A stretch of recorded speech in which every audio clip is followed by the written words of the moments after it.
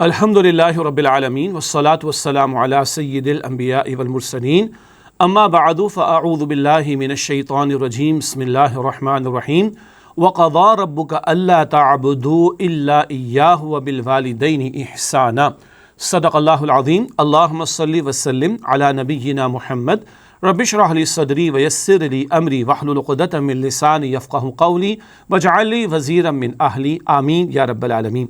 السلام علیکم ورحمۃ اللہ وبرکاتہ۔ قرآن حکیم میں اللہ سبحانہ و تعالیٰ نے جا بجا کئی مرتبہ اپنے حق کے فوراً بعد والدین کے حق کا ذکر فرمایا ہے۔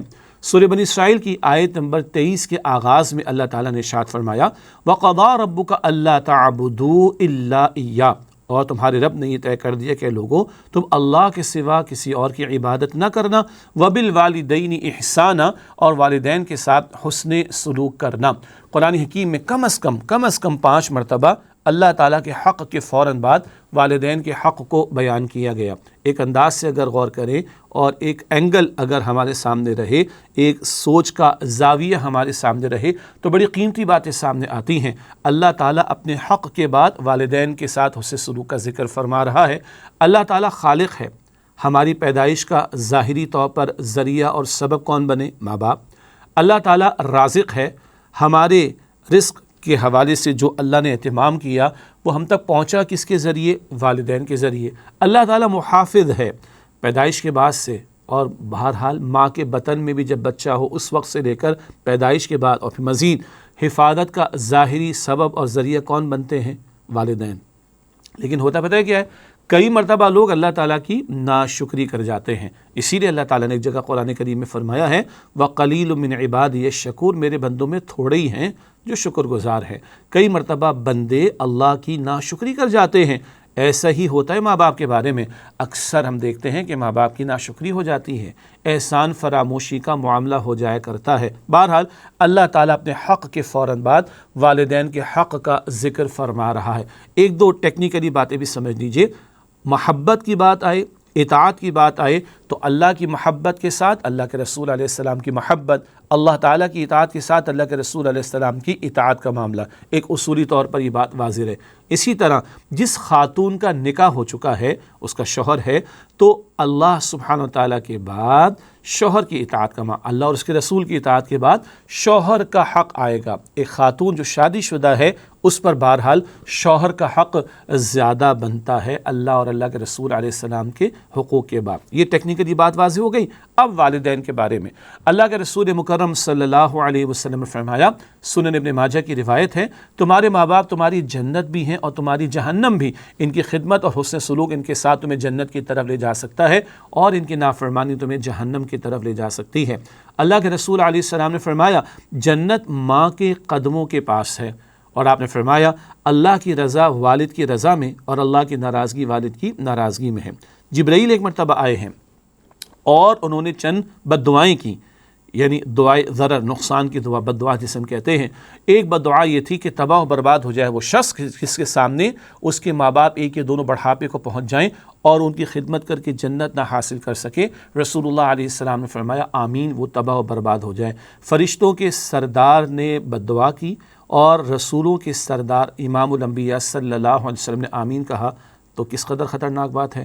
ہاں، اب آئیے قرآن پاک کی جس آیت کے ابتدا میں ذکر ہوا اس کے اگلے الفاظ فرمایا جا رہا ہے سورہ بنی اسرائیل کی آیت نمبر 23 میں اما یبلغن عندک الکبر احدہما او کلاہما فلا تقل لہما اف ولا تنہرہما وقل لہما قولا کریما، اگر تمہارے ماں باپ میں سے ایک یا دونوں بڑھاپے کو تمہارے سامنے پہنچ جائیں تو انہیں اف بھی نہ کہنا۔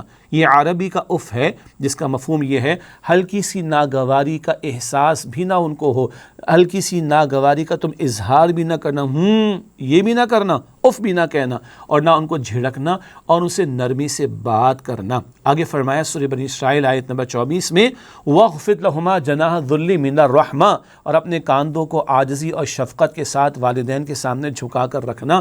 یہ سارا کچھ کرنے کے بعد بھی ان کا حق ادا نہیں ہوگا۔ آگے فرمایا وَقُلْ رَبِّ ارْحَمْهُمَا كَمَا رَبَّيَانِي صَغِيرًا، اور یہ دعا کرنا کہ اے میرے رب میرے ان دونوں ماں باپ پر رحم فرما اس طرح کہ جب میں چھوٹا تھا، کما ربیانی، جب میں چھوٹا تھا انہوں نے میری پرورش کی تھی۔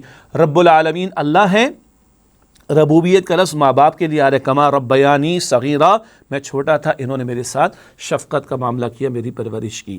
یہ قرآن کا ورژن ہے ماں باپ کے بارے میں، یہ قرآن کریم کے ساتھ رسول اکرم علیہ السلام کی احادیث مبارکہ۔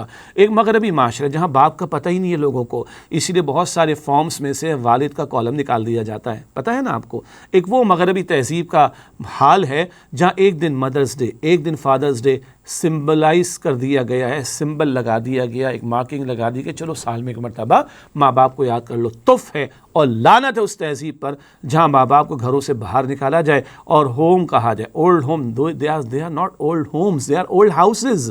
ہوم اور ہاؤس میں فرق ہوتا ہے، گھر اور مکان میں فرق ہوتا ہے۔ اٹھا کے پھینک دیا، سال میں ایک مرتبہ یاد کر لیا۔ اور ہمارا حال for the Muslims, every day should be a Father's Day and every day should be a Mother's Day. ہر دن ماں باپ کا دن ہے۔ ہاں، اللہ کے گھر کو، کعبے کو دیکھو تو ثواب ملتا ہے، ماں باپ کو دیکھو سبحان اللہ شفقت سے تو مقبول حج کا ثواب ملتا ہے۔ عرض کی گئی حضور علیہ السلام 100 مرتبہ دیکھو اللہ کے عطا کرنے میں کوئی کمی نہیں، اللہ کے خزانوں میں کوئی کمی نہیں۔ تو ماں باپ تو ہمارے لیے اللہ کا بہت بڑا اللہ کی بہت بڑی نعمت ہے، ان سے دعائیں لینی چاہیے۔ ہاں، انتقال کر گئے تو ان کے لیے دعا ہے، استغفار ہے، ان کے لیے صدقہ جاریہ بننے کا معاملہ ہے، اور اگر حیات ہوں تو بھائی ان کی خدمت کرنی، ان کے ساتھ حسن سلوک کرنا ہے۔ اللہ راضی کب ہوگا؟ جب والد راضی ہوں گے۔ اور جنت کدھر ہے؟ ماں کے قدموں کے پاس۔ ہم ماں باپ کے ساتھ کیسا سلوک کر رہے ہیں؟ یاد رکھیے گا، کل جواب ہم نے ماں باپ کو نہیں دینا، کل جواب ہم نے اللہ کو دینا ہے، اور اس کا حکم ہے وَبِالْوَالِدَيْنِ إِحْسَانًا، اور والدین کے ساتھ اس سے سلوک کرو۔ اللہ ہمارے والدین کا سایہ ہم پر قائم رکھے اور ان کی خدمت کی توفیق دے، اور اگر چلے گئے ہیں تو اللہ ان کی مغفرت فرمائے، ان کے درجات کو بلند فرمائے، اور ہمیں ان کے لیے صدقہ جاریہ بننے کی توفیق عطا فرمائے۔